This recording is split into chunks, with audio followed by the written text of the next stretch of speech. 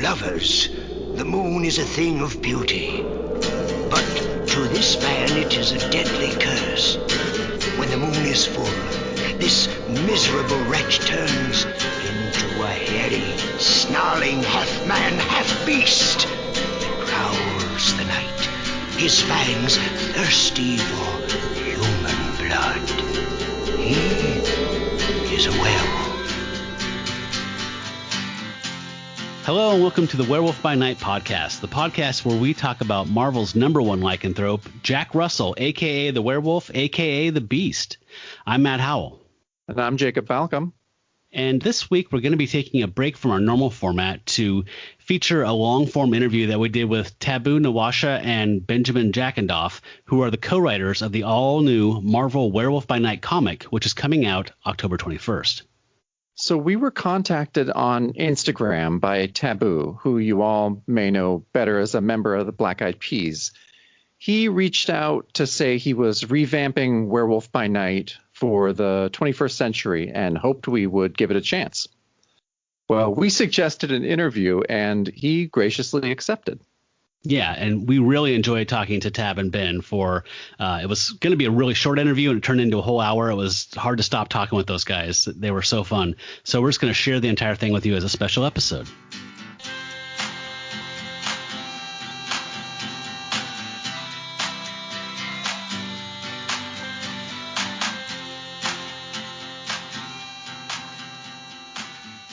Ben, I have a question for you out of the gate here. Yeah. You're a producer and editor. You work in film and TV, right? Yeah. No, I've been working as a film editor in film and TV for a long time. And I have also produced films and EP'd films and not anything you probably ever heard of or want to watch. No, I'm just kidding. Some of the movie Cross was some really bad superhero movie that I had gotten myself involved with. But yeah, I've had my fingers in a lot of pots across the board of entertainment in Hollywood. Also working in cartoons. I did one with Titmouse Animation Studios. I worked with John Schnepp, who is a dear friend of mine, who you may know, the sweaty nerd, John Schnepp. We did a cartoon called The Grimm Fairy Tales animated series with Titmouse. So yeah, fingers in many pots. And of course, Taboo, we know you from the music world. Sure. So you guys come from different disciplines, different backgrounds. How did you end up working together and collaborating on writing a comic book?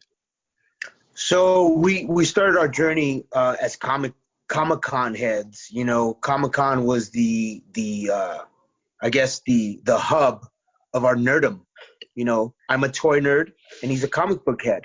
And so we were blessed to be on separate journeys at different times, attending Comic-Con, meeting influencers, being in the culture. You know, for myself, going there, meeting a lot of toy collectors and exchanging information and just, you know, being nerds at Comic-Con and enjoying every minute of it, learning about comic book culture, learning about cosplay, and wanting to really immerse myself and understand that this is a world that, you know, like I want to be a part of. And fortunately, I met Daniel Fink from Marvel there. And Jason Latore and a couple of other friends that were part of the whole experience. And we always kept in touch. You know, I always had a connection with them. I met this guy named Brian Bergman, who was also a cosplayer, and he connected me with everybody at Marvel. And I always held on to that connection at Marvel. And actually, Ben and Will.i.am were working together on this project called Masters of the Sun, which was our first installment. It was a Black Eyed Peas IP property, and Ben actually was part of the writing process. So I had never met Ben before, but when Will showed me this finished product, I loved the book. I loved the graphic, the design, the illustration. So I said, hey, let's take this to Marvel. He's like, get the fuck out of here, Tab. Marvel? I'm like, yo, bro, let's take this to Marvel. He's like, you have a connection at Marvel? I said, yes, I do. So I hit up Daniel Fink. I connected the dots, had a meeting at Marvel, and we got a deal with Marvel to do this Master of the Sun. Fast forward to Comic-Con San Diego. This is the first time I met this man right here. He was wearing a Thrasher hoodie. It was 8 in the morning. I'm coming down with like Will going down to they were doing an interview, I think for it was like Entertainment or something. Yeah, Entertainment. Yep. Yeah, so I'm going down to the green room with Will, and like Tab's like, "Yo, you skate?" And I'm like, "Yeah, bro." Like, you know, so it's like I'm bleary-eyed from like having just got into San Diego the night before, and you know, and it was one of those love at first sight. I was just like nerd at first sight. We're like, "Yo, you, bro, you, what, cool." And it was just an absolute connection right away that, you know, we had through our kind of creative energy, I guess you could say, that we had never really spoken before. And I had been on this journey with Will, you know, doing this Master of the Sun project, putting the team together on that and creating this IP that, you know, we were at Comic-Con in 2017 with. And it was just one of those really cool moments of, you know, look, being the kid who wanted to write Marvel comics, and here I am getting to like go up on stage and sign, you know, with Tab and with everybody. You know, it was like that dream come true. And you know, we were just on that kind of cloud nine. You know, Tab being a Comic-Con head going for toys, me having gone there the very first time I went, because again, filmmaker, the very first project I ever did was a documentary about comic books. It was called Sex, Lives, and Superheroes. So I got to interview Frank Miller. I went to Chris Claremont's house. I'm a 21-year-old kid going to Chris Claremont's house, like with all my gear on my back and being like, "Hi, Mr. Claremont," you know, like, "I read all your X-Men," you know, and just being that fan, but also being a filmmaker. And that was what started my journey, you know, in the comic book space. So then we got to connect at Comic-Con 2017, which we always say is our thing, you know. So at the same time that we were working Master of the Sun, I had been doing some video content with Jason Latore because I said, hey, I want to champion Red Wolf, and Red Wolf is like the first Native American hero from the Marvel Universe. Nobody ever really messed with Red Wolf, and I said, yo, I want to speak to that because I'm Native, I'm Mexican, and I want to be able to champion those heroes that are unsung heroes that are not really talked about, and I want to bring it to the masses. So I kept championing Red Wolf. And, you know, I told Ben, I was wearing a Chief Joseph shirt.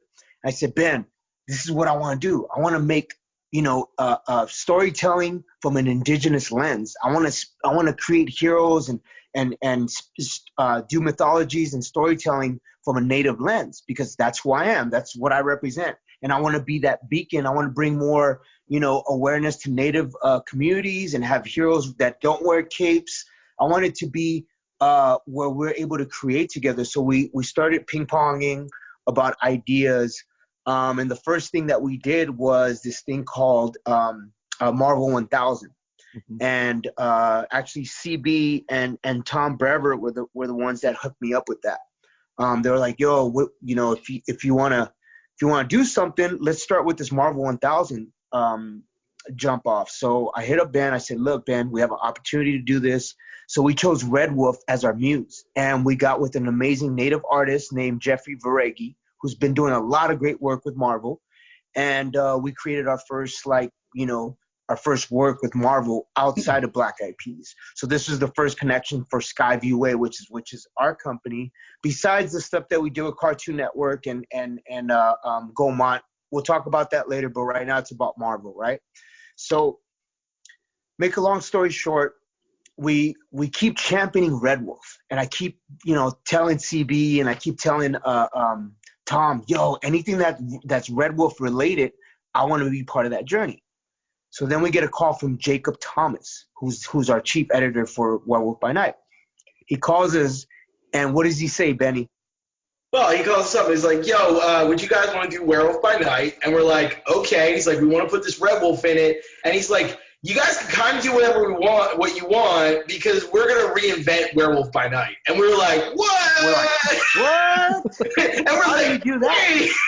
So wait a minute. How do you take Jack Russell Russoff and reinvent it? And he's like, by the way, I want it to feel like, you know, I want it to be like The Fugitive. I want Tommy Lee Jones to be Red Wolf, and The Fugitive is this new character, Werewolf by Night, that you create. And by the way, revamp him to be a native character. Yeah, and we're a like, kid. oh. And it was like, we need to make him a kid. So, Yeah. you know, because it was the original goal of Werewolf by Night was to basically reintroduce this new character in the, you know, Marvel world through this Outlaw series. So it was going to be a part of the whole Outlaw series, which we're not really sure what's going on with that, but that was our first mandate in kind of in building it. So you'll see in the first issue, there's a little editor note, you know, see Outlaw series. So, but we got this really cool opportunity, obviously, to kind of a box, so to speak. But from that box, it was like, okay, what do we want to speak to in, you know, in our storytelling? What is our first, like, kind of stepping out project? You know, the Master of the Sun wasn't our project. You know, the Red Wolf one page was literally a one page. And it was like, well, how do we do something that's really, one is going to be a real Marvel story. You know, it's about an not an everyday kid, but someone you can relate to, and then we put them in extraordinary circumstances. And that was the auspice of how we began that journey. And then we kind of were like, all right, what kind of monster movies do we like? We're both monster fans and horror fans, you know, and, you know, super into like all these different kind of, like, whether it's, you know, Clive Barker. I mean, my first mentor as a filmmaker was Larry Cohen. So if you guys know, like, Larry was my mentor. Like, you know, so I was always up when I moved here to LA. I was always at Larry's house. I was going to do Larry's film Captivity in New York. That's why I moved to New York, was to work with Larry to do this film called Captivity. So you guys, as monster fans and horror fans, obviously know the impact of Larry Cohen. And that was, you know, where me as a storyteller was my first, you know, kind of entree into the filmmaking side. So we approached it as, we're going to make the ultimate awesome monster movie TV series with WWE beatdown wrestling, you know, monsters fighting. Just what can we do? Let's go all in. Let's throw in the kitchen sink, but without making it a kitchen sink story. So that was our thing. Mind you, we were very respectful and understanding that we had to walk some big shoes. You know, Jack Russell was an amazing era. The whole Werewolf by Night series was legendary. And for us, we just wanted to do it justice, but give it also a new approach, because when you do a reboot, a lot of people sometimes are like, oh, why did you reboot it? Or why did you make it different? Well, the reality is, I think the beauty of us understanding that we have so much respect for the past, and we have so much respect and understanding where it's gone. But for a long time, it was never really rebooted or spoken of. And I know there was like Moon Knight hints, this, that, and the third. But the reality is we got a great opportunity. I personally put a lot of my personal story in it. So I feel this is a personal journey for me. Stepping out, being a musician, but also wanting to be a storyteller and to learn, to actually humble myself enough to say, I want to learn. I want to educate myself. I don't know everything about it, but I want to learn. And Benny's been a great teacher. He's had his foot in the door as far as, you know, thumbnailing and paneling and making sure that, you know, the script and the whole idea is mapped out. And we have amazing ping pong sessions. We call them ping pong sessions, where we kick ideas. What do you think about this? Or what do you think about this timeline? Well, what about this villain? And we just start brainstorming, and we have such a great whiteboard session, but we call it a ping pong session, that by the end of the day, he goes back into the laboratory and takes all the ping pong session that we created, and he fine tunes it, and he goes into his own little laboratory. An alchemy session. Straight up alchemical. I mean, you know, it's amazing. You know, and to speak to that, you know, I know we're just kind of riffing right here as we ping pong. You know, that is the beauty of our creative partnership. And I've said this many times, you know, obviously off camera, even on camera, like, you know, I've never met or been with a better creative partner as well as business partner, you know, that kind of marries both these worlds. It's very hard. Sometimes you find someone who's really good to work with on a business sense, but the creative side isn't always on that, that same level. And I think, also I'm a musician as well, obviously not winning Grammys but I've been playing bass since I was a 14-year-old kid. I see your guitar back there. I started this group up, the Jam Nation here in LA. We've got this, go out and play music. And we look at our creative sessions as literally jazz. Like, they're jam sessions, going back to Sun Ra, and that, we consider it jazz. Like, it's Tab will give me a riff, or I'll give him a beat, and he'll give me a top line, and then I'll be like, all right, and I'll drop a bass line. So it becomes this evolving process, through our conversations. And that's our writing process. Because, obviously, yes, I'm going and I'm physically, putting all these pieces together. And I'm, these are like as Scott Eaton goes, the thumbnails. And I know you won't be able to see it, but and I send them off to Scott, and he's like, all right, that was cool. And I think that comes from me as a filmmaker and being an editor. I'm bringing my filmmaking side to how I know, like, I need what keyframes, what is the angle. And then Scott will even take that one step further and be like, no, we need a hero shot here, not just that shot. Like, I'm thinking an over the shoulder, but I'm thinking from a filmmaking point of view. And I'm like, okay, the camera can move. And he's like, no, we need that hero shot, low angle, looking up at Werewolf as he, inserts the key, whatever. And see, these are things that, sorry to interrupt, just to interject, Benny. These are the things that I'm learning from him as we go on this journey to become the ultimate, storytellers together as a team. We always say we want to be a conduit or a bridge so that we can bring other storytellers, other illustrators, and just be of service and help amplify people that may not have the same opportunities that we have, but we just want to give people a voice. Like you guys are giving a platform to the conversation and the narrative of Werewolf by Night.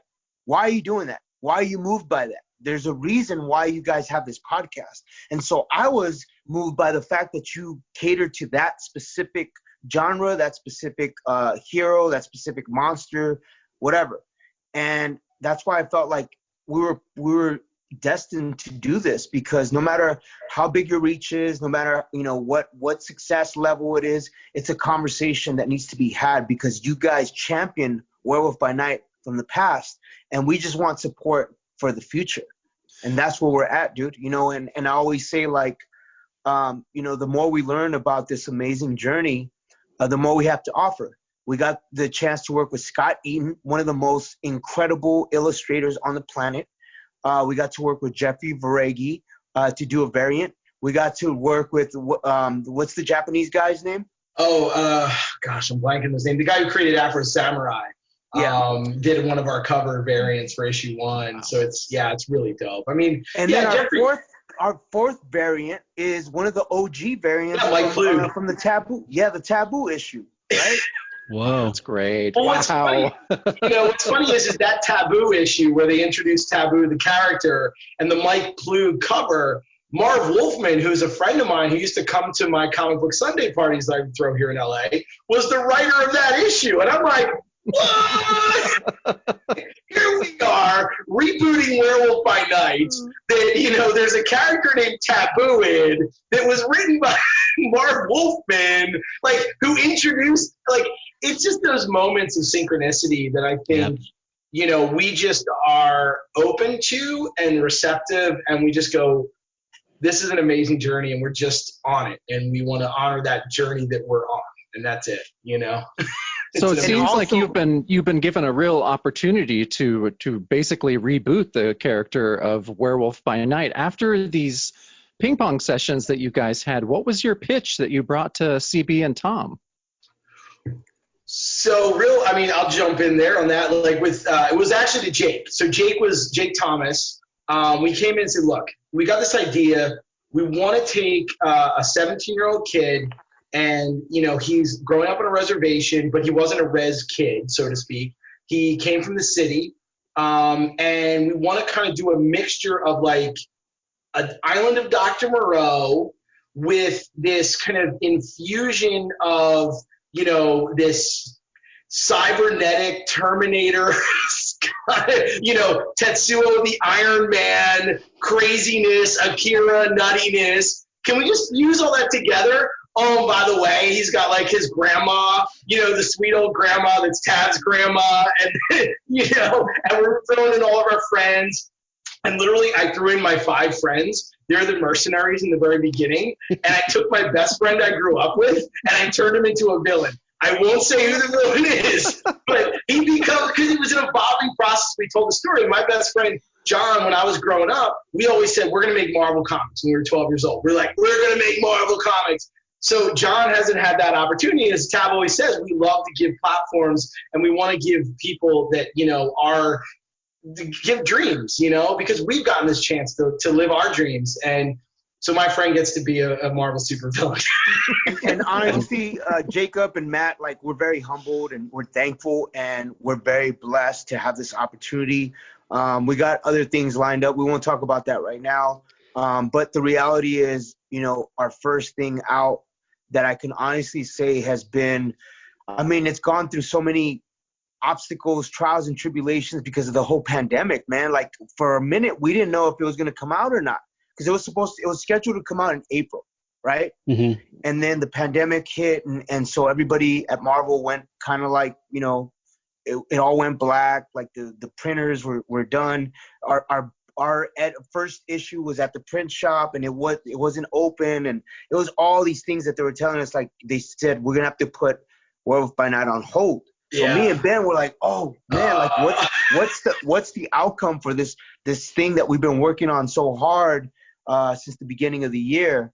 So, fortunately, it's coming out October 21st. And, we thank Jacob Thomas. We thank Lindsay, Shannon, Scott Eaton, all what's his name? Miroslav, our colorist, Scott Hanna, our inker. Yeah. I mean, we've been really lucky to have such an awesome team, and I think that's how we call it our wolf pack. It's and I think that for us has always been such a big thing. It's like we know we're forging into the future with a new character, and we're introducing tons and tons of. I think it froze there for me. We're introducing tons and tons of new characters. Like, we've got new villains. We've got just a lot of new, like, everything is really new other than Red Wolf. Like, Red Wolf is the only character in there that you're going to go, oh, and then there's a little, like, there's some Easter eggs. There's a little Easter egg to Moon Knight. Won't say much about that, but in a nice 2-page spread, there's a little kind of nod to the connectivity of mythologies throughout multiple cultures, and that's a big thing we're looking at, is connecting, as we talk about Native America, Turtle Island includes Mexico, and there's, when we talk about indigenous peoples, all of these areas are all interwoven together, and I think it's only these man-made borders that really are what separate us, through our stories and through who we are, and what we're doing with this comic. Just like Tab is, he has many cultures and and we were what is it, the blood quantum thing, which is still like, it's like, what were you talking? It's like, you can't measure how much you are of this, or you're half this, or you're a quarter this, or it's in your blood, and that's what it is. And we're looking to tell those stories. Can I also add something that gets swept under the rug? The fact that we revamped Red Wolf. Like, everybody talks about Werewolf by Night, but the fact that we took Red Wolf and made him kick-ass, totally different look.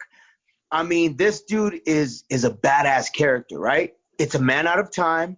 He's from the 1800s, but he's living in the modern time, and he has an amazing partner. Her name is JJ. I'll just give you that. And honestly, I'm so proud that me being a gnat in CB's ear, or in Tom Brevoort's ear, or in, Jason Latore, and all these guys, Joey Q. I was like, Joey Q, I need to do the Red Wolf thing, because I did this interview with Joey Quesada, and he was like, it'll present itself. He gave me some solid advice, and all these amazing heroes from the Marvel universe that work at Marvel. We're always looking to find a space for me to, like, really be able to do the work. And fortunately, I got to do this with Benny on Werewolf by Night, and I got to live out my dream to bring Werewolf to the masses. I mean, Red Wolf to the masses as well. That's a great point for me to ask a question, actually, guys. I saw that you were both contributing commentary to the Marvel's Indigenous Voices issue that's coming up in November. And I just want to say, it seems like Marvel is really committed to giving BIPOC creators voices and giving readers an opportunity to see themselves and the heroes they're reading about in the comics. So I just wanted you to tell me a little bit about why that's important to you. Well, I always say this, I was inspired by something that Kyrie Irving said. He's Little Mountain from Standing Rock. He's also a famous basketball player. He said, I may not be a voice for all of us, but I may not be a voice for everyone, but I am one of the voices that is included in this conversation, because I feel like a lot of times people are like, oh, you're trying to speak for all tribes and all nations. I'm not. I'm really not.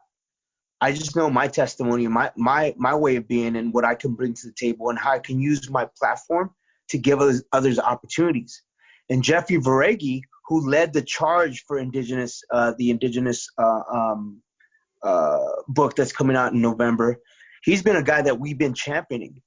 He's been a guy that we've been looking at as we want him to be a go-to guy when it comes to illustration, when it comes to storytelling, because he's a native guy that I'm inspired by. I look at him as a hero. So the fact that we got to work with him on Marvel 1000, and now we got to work with him on Werewolf by Night, and then we're doing the Indigenous comic.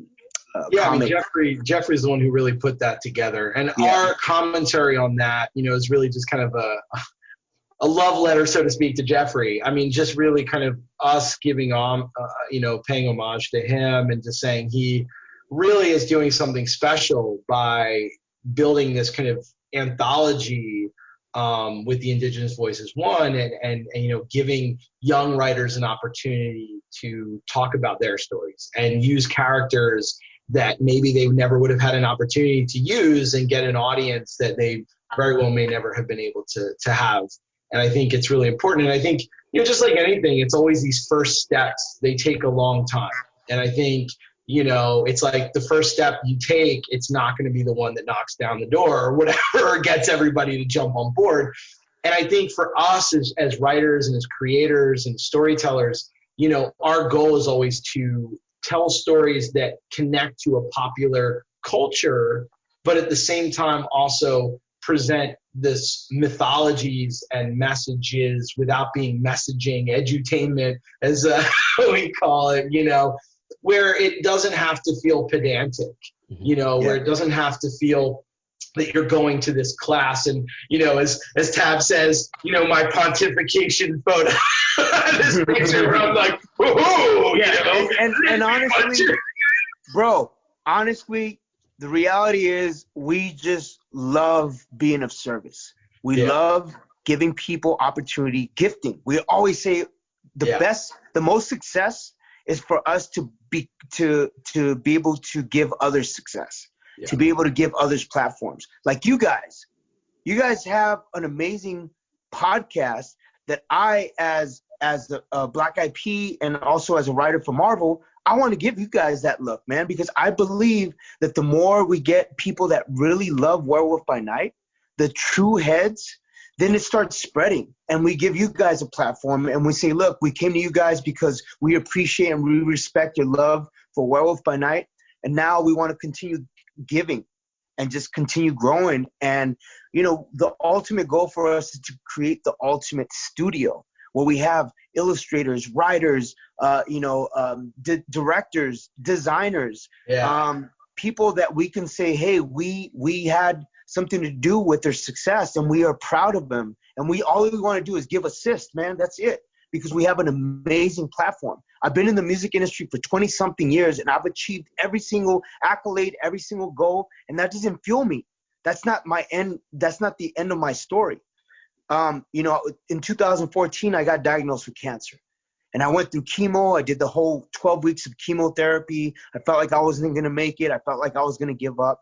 But the reality that kept me going was my grandmother, like she was like my spirit, the person that was always my biggest inspiration, my wife and my kids and my group, knowing that I could be back on the stage again one day performing for the people and just giving people joy. And with that same energy, I beat cancer. That led me to Standing Rock. And Standing Rock was something that changed my whole life and my whole perspective of like, whoa, I can actually be part of this amazing journey as just a voice. Not a voice for all of us, but I could be a voice amongst us, right? Be part of that journey and just lend my bridge of being a Black IP and shine light in indigenous communities, shine light to artists that may not have the same visibility that I have. And that's why me and Benny, we make it a goal to always honor and celebrate other artists and never make it about us or we. You know, it's all about everyone, because we want to always make sure that people take away that inspiration and know, like, dude, we're not in, there's enough pie for everybody to eat, man. It's not about like greed and wanting to take everything for ourselves. Like, nah, man, if I can build the next Jeffrey Vareggi or the next, you know, Scott Eaton, or the next, we're able to champion the next Black Panther movie, which is a native movie or a Filipino movie or whatever, that's a mosaic of culture that has different types of heroes in the Marvel universe. That's what we want to do. Very cool. Yeah, I mean, and real kind of quick speaking to that too, you know, I've been a lover of mythology. Mythology has been, you know, I grew up without a TV, and all I had to read were like, because my parents just had walls and walls of books and records. So I grew up listening to like records and reading books. And, you know, and that has really kind of crafted who I am as a storyteller.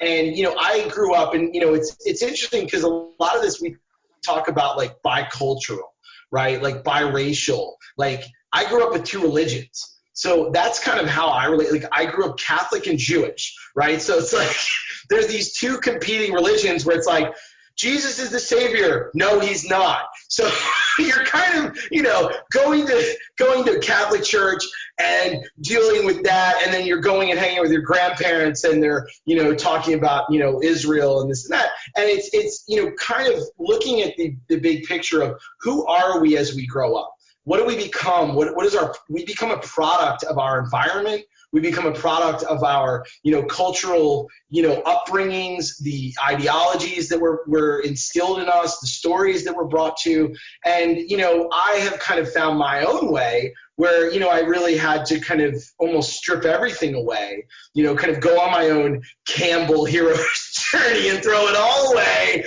and, you know, forge my own path, go to New York City, go to Los Angeles, fail, you know, and ultimately I realized that like that story, and Tab and I are always doing this, it's like we tell each other stories. You know, we tell each other stories about who we are, how we got there. Tab will tell me stories about that time when he was, you know, sleeping on his grandma or his mom's couch, you know, working at Disneyland and performing in nightclubs in Los Angeles before the Black Eyed Peas blew up. And it's just, those are the stories that, you know, while we tell each other these stories, these are the stories that come out in our storytelling. And that's how we write. You know, it's us telling each other stories, learning and growing together, you know, about our own journeys. And then I become the mad alchemist in my lab and I bring out my new little plug, quirky writer. I just got this cool, it's a typewriter keyboard. That's great. Very nice. Yeah, and you know what? One of the other things that keeps us going is our kids, dude. Like we have, you know, we're fathers. So we always want to make content that our kids can really enjoy, can embrace, because we're kids ourselves. That's something that Stan Lee, the great Stan Lee, taught us when we were doing panels with him at Comic-Con LA, Kamikaze Con. We did San Diego Comic-Con, and we were with him. We were immersed in conversation and just learning and just watching him and how he thinks and how he moved, rest in peace. And it inspired me.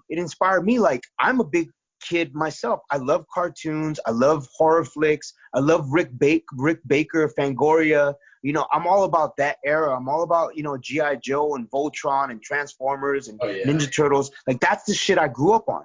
So for me to be able to geek out and then talk comic books and talk heroes and villains, like, that's my world, man. Like, I know what my day job is. I know I'm a performer and I love making music, but that's not the only thing that describes me. It's like, dude, I'm a lover of culture. I'm a lover of the con, toys, comic books, collectibles, cartoons, animation, storytelling. Like, that's my world. Horror movies.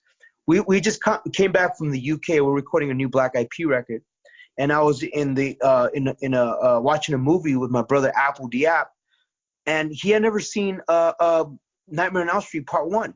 Wow. And I was like, yo, we got to watch the OG Freddy, right? So we started talking about that, and it's just sharing those moments with my band and my group on stuff that I grew up on. Even like, Monster Squad. Like, I'm rocking my Monster Squad shirt because I grew up on it, and I grew up on, loving horror flicks and loving monsters, and now I get to create monsters with my business partner, my creative partner, and that's the beautiful journey that we've been on. Can I ask you a question? I love how positive you guys are and how much you just exude love for this and just wanting to share it. Like you're saying, there's enough pie for everybody. You just want to spread the word, the joy. But I do have to ask kind of a question about negative horseshit.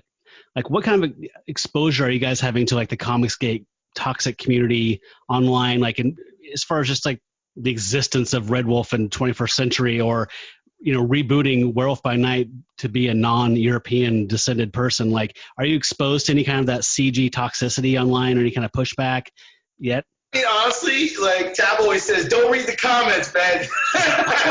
Like, we really don't. I mean, it's funny because, like, Tab was talking about, like, my last name in the video things. Like, oh, no. It's like, bro, I don't even read that. And as we've been talking about, my nom de plume is B. Earl now. It's just really about us going, we're just going to keep creating. Like, it doesn't matter what, as long as we know that we're doing it right by ourselves and that we're doing it in a way that is honoring the character and honoring the storytelling. And, we always say we got to be bulletproof. So we always bring in, Vince Schilling from Indian Country Today. Is it Indian Country Today, right? And, the Native Nerd and Dolores, his wife, and J.C. Shelton from another artist from the Hopi community. And that's what we care about. We don't care about what anybody else is talking. They can talk whatever they want, And honestly, if you think you can do it better, go do it better. Like, I mean, we're doing the best we do. We love what we do. So. And honestly, bro, like, let's keep it 100. My band is the most criticized and most critiqued band on the planet, bro. Like, we got so destroyed about our Super Bowl performance, and we got destroyed about our MTV awards, and we've always been criticized.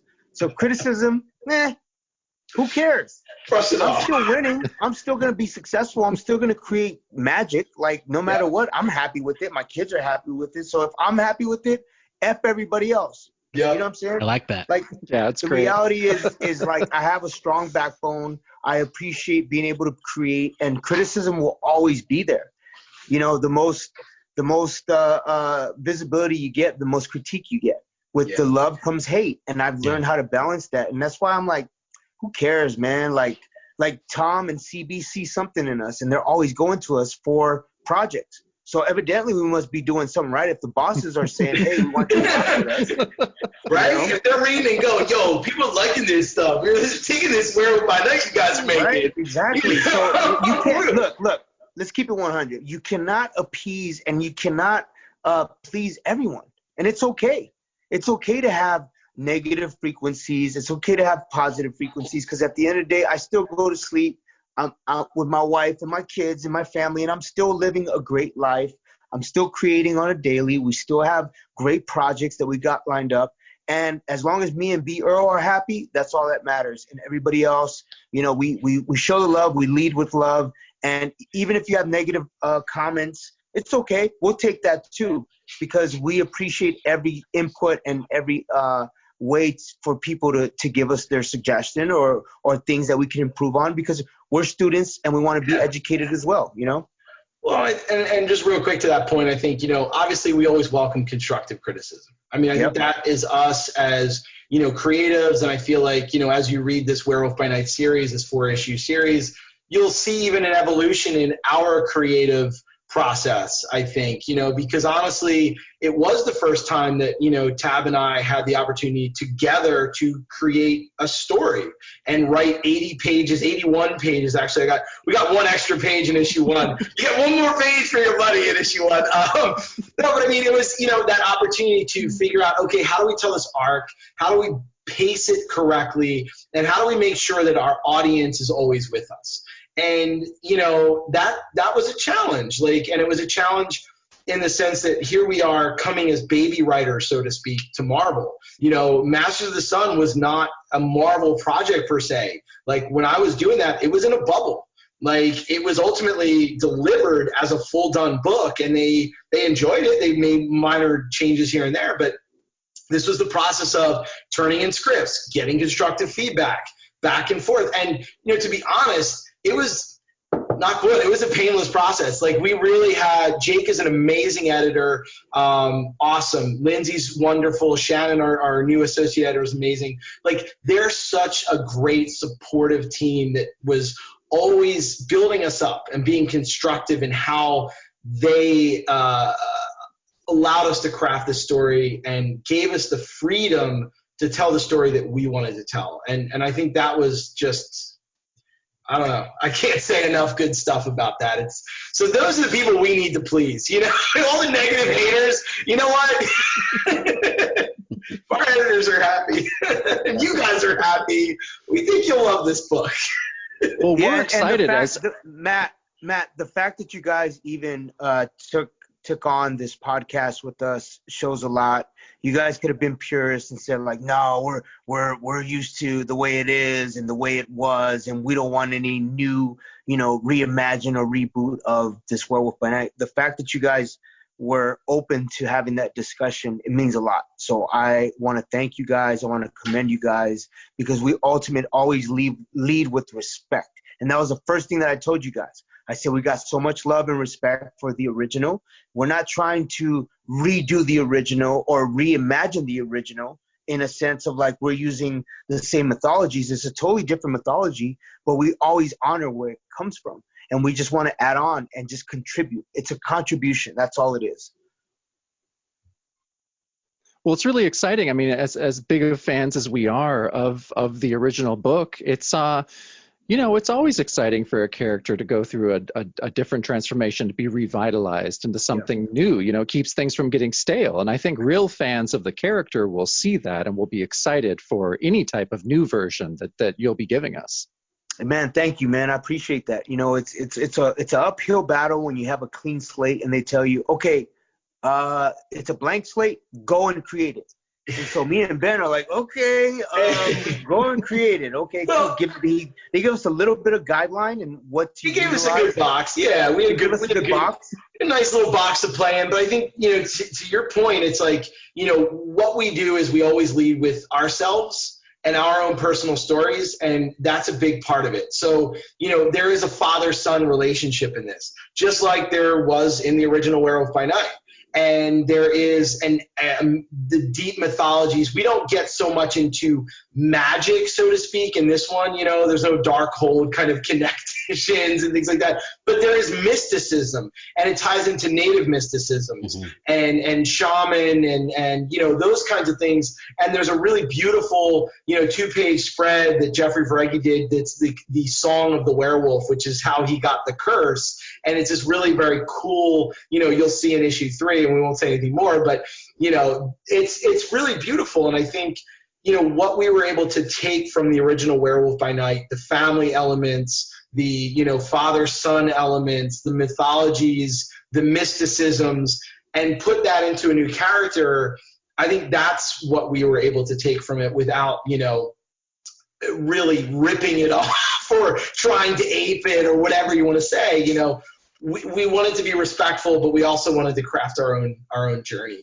And when coming to speaking on mysticism and native culture, and there's a lot of protocol that we have to follow as well. That's why Ben mentioned earlier about being bulletproof, and that's something that we're very respectful. We're mindful that we never want to appropriate, we never want to give misinterpretation or miscommunicate our messaging. We always want to honor and celebrate our ancestors and the relatives of the past, but do it in a way where we actually ask the right people that are from Indian country that live on the res, is this okay? If not, let's change that so that it's a little bit more general and it's not directly speaking about certain people, or it becomes like a landmine that we always want to be respectful of. And that's something that's very crucial to us when it comes to storytelling, especially being an urban native myself and being born in the city of Los Angeles.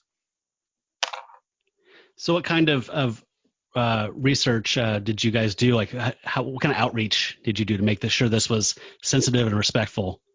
So as Benny mentioned earlier, Vince Schilling is a great connection to us. He's a Mohawk native elder, and Dolores is his wife. She's an elder as well, and they have a media company called Indian Country Today. And they have over 1 million people that are from the res, different tribes, different nations.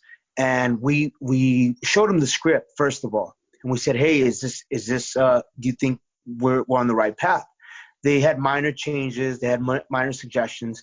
And then me being of Native and Mexican descent, we wanted to be able to tell that story. So Jake happens to be Native and Mexican. So I just applied it to my own personal journey. That's why I applied my grandmother in it. I told Ben, I said, I wanted to make it as personal so that if people try to come at us, it's like, no, that's my personal story. I can actually say that this Jake Gomez is based on my own personal story. So we're not taking somebody else's story. This is me. This is who I am. And I'm just embracing that role. And like I said, I don't speak for all of us. I just speak as one of us. And I'm going to keep on saying that. I speak as one of us. And all I want to do is just be able to help and inspire the youth. And that's why we wrote this book, where there's not a lot of we didn't cuss in it. No cussing. No cussing. We didn't want to make it over the top where it's like our own kids. My oldest is 11. I have a 9-year-old and a 4-year-old, and Benny has a 9-year-old. So we were like, we want to write a book that our kids can appreciate, that can actually be part of a conversation that, our kids can really say, hey, we love the book. We can share that with them. And that's something that we make it a point with our storytelling, that we can share that with our kids. Wonderful. So you guys have formed Skyview Way. Can you tell us a little bit about the mission statement of that, or what the vision is for Skyview Way? The 30,000-foot look, right? Yes. I mean, that's really, and that is really where Skyview Way came from. It's funny because we were kind of figuring out, what do we want to call our company? This journey really started with actually cartoons. I mean, yes, it started with the Marvel side, but we were able to, pitch Cartoon Network a project, and then we started building out. We were like, cool, let's go. What's the next one? And my friend Keith Fay over there at Cartoon Network brought us into Cartoon Network, and then from there we went to my buddy Aaron Simpson. Aaron Simpson was like, yo, I got some meetings lined up for you guys. Let's just keep going. So we didn't have a company name at the time. We weren't even a company. We were just like, me and Tab were just high-fiving and coming up with ideas, like having breakfast over, Mike and Hanson, yo, these hash browns are delicious. All right, what's the next idea? And so we didn't really have this company yet, but we had an idea of we should make this something. And Tab has a company called Skyview Music. And that was part of, his journey with Mag 7. And, it was one of those things we kind of had in the background. We had come up with a couple of different company names. We were ping-ponging on them. And he was like, yo, what if we just call it, Skyview? And we were actually having breakfast at Mike and Ann's with another friend of ours, our buddy Sean. And I think it was Sean who was like, yo, what about, we were saying, no, that's really, it was like we said, yo, that's like the Skyview Way. It's like the 30,000 look. From above, we're trying to see how the world really looks from, oh, wait a second, Skyview Way. That's dope. Yeah. And that's how the name came about. I like it. You mentioned Gaumont also? Yes, sir. Gaumont, yeah. So we've got, we love Gaumont. They've been wonderful to us. And, we've been really blessed, on this journey with like Marvel and just all these opportunities we've been given. But, Gaumont, we went in and, Aaron Simpson had been working with them, and he introduced us to Terry Colligian, who at the time was the VP over there, and Kimberly Dennison. And we came in and we had Tabitha's boombox. We had some printouts. And we had our little thumb drive, and we threw a party, and the president of Gaumont was there at the time. He comes in, the CEO of Gaumont comes in, we're like bumping the music, and they're like, yo, how do we work together? Let's do this. Let's buy everything. And one of the things we always say is we make mythology through music, because that's one of my biggest weapons, is being able to create music for our storytelling, our animation, but also creating playlists for Marvel. So along our journey of creating Werewolf by Night, I created all these different playlists for Spotify, so that when the books come out, you actually can go to Spotify and have that playlist from Werewolf by Night, and have the songs that when we were writing, we were inspired by, and it kind of gave us the theme to be able to create. And we had a soundtrack to Werewolf by Night that we created. And that's kind of what we've been doing with all of our content, is sending out playlists to our producers and the people that we work with, so that they could get inspired and see the vision where we're at sonically. That's such a cool way of trying to communicate a vibe for a project through a playlist. That seems like such a great way of doing that. And so great you're going to get those and have those available for each issue of the new Werewolf by Night as well. What would you say, what would you tell our listeners what can they expect for the first issue? Well, they can expect an awesome introduction to a new character and his family, and ultimately some awesome monsters on the last page. Some really big, badass monsters. What we wanted to do was make a monster book. Like, that was what we wanted to do. When we set out to do this, we were like, how can we just fill this with awesome monsters and, just slam bam action, great one full pages of, werewolves. And I'm also a D&D-er. Like, I'm a dungeon master, right? Super nerd. Right? And at the time I was looking into throwing some gnolls into one of our campaign, missions. And I was like, oh man, a gnoll. Yo, a gnoll would be dope. Yo, let's come up with Mr. Gnoll. So there's a character named Mr. Gnoll who's a cybernetic gnoll. Yeah, I go through this every day that I talk to this guy. This guy is like the ultimate button of energy when it comes about like creating. And there it is. Yeah. See, but that's the energy that we need to create, because he keeps pushing. He brings all this like magical conversation, his D&D love, his love for cartoons with his son, and him playing G.I. Joe with his kids. So that keeps him young, and that energy is the energy that we need to create. And I feel like, I'll go away and do the Black Eyed Peas thing, but then when I speak to him, then I go into the zone of like Skyview Way, and that's the way that we always on a daily are ping-ponging. What's the next thing? And we always excite each other to get to the next thing, because we have so many things lined up, but we're always like, yo, one of these days we're gonna do a movie for Disney, or just we're gonna direct our own Marvel movie. We're gonna be directing. We're Russo Brothers style. Yeah. We said it here first. We're coming at you. We're gonna direct a Marvel movie. Let's go. Yeah. But that's the energy that Stan Lee, like, he presented that energy when we do panels. Like, he was like, this is what I do. My imagination, even though I'm this age, my imagination is still a kid. Like, I still want to dream. I still want to have that innocence of wanting to have the imagination to create heroes and create stories that everyone will gravitate to, no matter what nationality, creed, what demographic, because everyone needs those type of stories and needs to champion heroes or villains, because we have a lot of villains. We love villains. Well, and say Stan Lee, you know, I mean, Larry Cohen, obviously a friend and contemporary of Stan, that was where I also got that. You know, here's this, you know, he was like, I think when I first met him, he was like in his late 60s. But, you know, we would go and we'd have dinner at, you know, some steakhouse in New York, and he'd be like, well, what if the steaks were humans and blah, blah, blah. And he was, you know, like Larry's mind would go to some really weird, dark place. It's like, he's like, look at that meat chamber, you know, like, oh, when I was doing this stuff, you know, blah, blah, blah. But I mean, that was something really cool, is like, here I am as a 21-year-old kid, 22-year-old kid hanging out with this like literally living legend, and, you know, going, man, I can do this for the rest of my life. Like, and Larry, I've got a stack of Larry Cohen scripts, unproduced Larry Cohen scripts in my closet, that he would just, every time I would go over to his house, he'd be like, Ben, I wrote a new script. Here, take a read of this one. You know? Wow. And yeah, we can do another podcast with Larry Cohen. I'll bring out the old scripts. I mean, but it was such a wild thing, because he was someone who never stopped creating.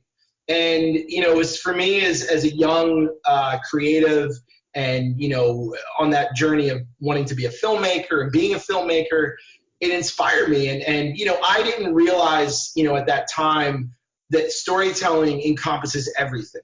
And then it connects to music. It connects to all of our passions as kids. It connects to, you know, playing with toys, and like, we're always telling stories. And I think that, you know, people forget that, you know, we're all storytellers, and that we all have it inside of us. And I think, you know, with Tab, it's like, Tab is a natural born storyteller. Like, you know, he really is. Like, it's not, you know, and writing doesn't mean that you have to sit in front of a keyboard and pound away. Like, writing is a constant flow. And it doesn't mean that you have to understand music theory to be able to be an amazing musician or performer. You know, it's like all those things. And I think we create barriers for ourselves that don't allow us to get to those next phases where we can be storytellers, any one of us. You know, whether it's playing Dungeons and Dragons, you know, or it's writing a Marvel comic, it's like, and we can teach our kids that, and we can, you know, connect that to the next generation, because our goal is to like show that like, you shouldn't be your own worst enemy. You can create and you don't have to think of like, oh my God, I have to be a Marvel writer to be successful, you know, or I have to be a this to be successful, or whatever. I mean, it is the dream. I mean, don't get me wrong. I would also add that, because you made a good point about being, you know, inspiring the kids, like not being complacent, not being, you know, not having the hunger, because a lot of times people get to a success, a place in their life, and they're like, oh, you know, I made it. But you always want to continue growing. And for me, I want to be an example to my kids that, you know, you never stop working, you never stop growing, you never stop being creative, or whatever your journey is and whatever your path is. If you put in the work, you know, I've been putting a lot of work with this journey. This is my act 2. And I always look at Kobe Bryant, rest in peace. He was a basketball player. He was an amazing father and a husband. But at the end of the day, after he retired from basketball, he started a different journey. And it was totally different than anything that, you know, anyone else had done. And for me, I appreciate that, because he wanted to be a storyteller. And that was something that was innate. It was in him. And he inspired beyond basketball. And that's why I think like music is just one stop for me. Now this new journey and this resurgence to be a storyteller, to be a content creator, to be a voice, it's something that I embrace. I welcome it. And like, I'm going to make mistakes along the way, but I like those challenges. I like learning and educating myself on how to be better and how to do better. And these are the conversations that I want to have with my kids as they start to get older and they start to go into their journeys as adults, on never being complacent and always wanting more. Like, always want more for yourself. Always want to make yourself better. Like, create whatever you aspire to be. Like, don't ever get complacent, because that's when you become lazy and you think you made it. In actuality, you're just stuck. And I never want to be stuck. I always want to evolve. So if this series does well, is there more down in the pipeline? Oh yeah. I mean, we've threaded a really big epic story for this. I mean, we really hope it does well. You know, we went into this thinking, you know, because like when we first talked to Jake, he was like, look, he's like, you guys got 4 issues. Like, let's see what happens. But if fans respond to this, like, just start thinking big picture. Maybe, fingers crossed, we could keep doing this. And we've thought really big. We've got a really cool ending to issue 4 that opens up a lot of doors. And without going too deep into it, we do really lean into Tab's Mexicans, culture as well. And that mythology is really a big part of what we're looking at as kind of how we can explore this as an epic series. Hopefully we can get 43 issues. Knock on wood, 43 issues. I'm with That's that. great. More. Let's keep going. Yeah, and let's see your Jake in the Disney Plus Moon Knight series or something, or in the theaters. I'd love to see this hit the screen. Be so Yeah, great. like the dream is to be able to go to animated series, or possibly the big dream is to have feature. Let's go. feature film. Go. But we're thankful, and whatever happens, we're very we're enjoying the ride. It's an amazing ride. It's been a lot of learning, a lot of going back and forth with our team, and trusting the process, and being in the moment and embracing it. And really, it's about the team. It's not about one person. It's not about just me and Benny. It's like a whole team that makes this possible. And that's why we all are always celebrating the Wolf Pack and letting them know how much we appreciate them, because this could not be done with only a script or only thumbnails or panels that we create without Scott Eaton. He sees our vision, and he sees where we want to take it, and he just like elevates that game. Very nice. You guys, thank you so much for taking the time out to come and talk to us. I'm super excited to check out this series. I have a feeling it's going to do well. I'm also real excited to check out Indigenous Voices. And please let us know any kind of stuff that's in the pipeline and what you guys are working on, because I'm all about what you guys are doing. I love it. Thank you, Matt. Well, thank you. Yeah, we've got a new announcement we'll be able to talk about in November. Just broke the first 10 pages of it today. Can't say much more, but it is some epicness. Some legendary epicness. We'll talk more about it next time, but we're really excited about this journey that Marvel has given us and the opportunities. What's crazy is the day that our book comes out, I'm going to be performing on the Latin Billboard Awards, performing with Osuna. So it's going to be like a double celebratory day. Just still doing Black Eyed Peas. We're very blessed to have the success of our new record Translation, and all the singles that we've been putting out have been, really doing well. Even in the pandemic, the fact that we haven't been able to tour, people are still, they're still logging on and streaming. 1 billion streams. I saw that today. Yep, I saw that. Yeah, it's great, crazy, man. It's crazy. The streams have been out of control. The YouTube views have been out of control. So I want to thank, even if you're not a comic book head, thank you guys for supporting Black Eyed Peas, and for those folks that really love Werewolf by Night. Trust me, we're doing it justice, and we're going to continue creating, and we are very thankful to you guys for taking time to speak with us tonight. Well, we can't wait. Yeah, this is so exciting. I'm very excited. Cool. Thanks, Thank guys. you. Thank you guys so much. All right. Take care. Peace. Later.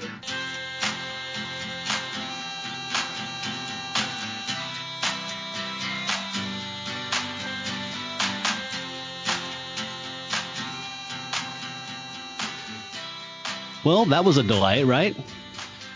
It really was. Like, they could not have been nicer. And it was great to hear creators who are so passionate talk about a project. They didn't have to do that, I mean, we're a new comics podcast with a very specific focus. So it was really kind of them to take the time to talk to us. Yes. So everybody, make sure that you go out, pick up that first issue of the all-new Werewolf by Night, which is written by Tab and Ben, and has art by Scott Eaton. Go to your local comic shop, check it out, and let us know what you think. We'll be reading it along with you. So we'll be back next week with our normal format, talking about Werewolf by Night number 6. Till we meet again, neath the full moon, furry ones, here's howling at ya.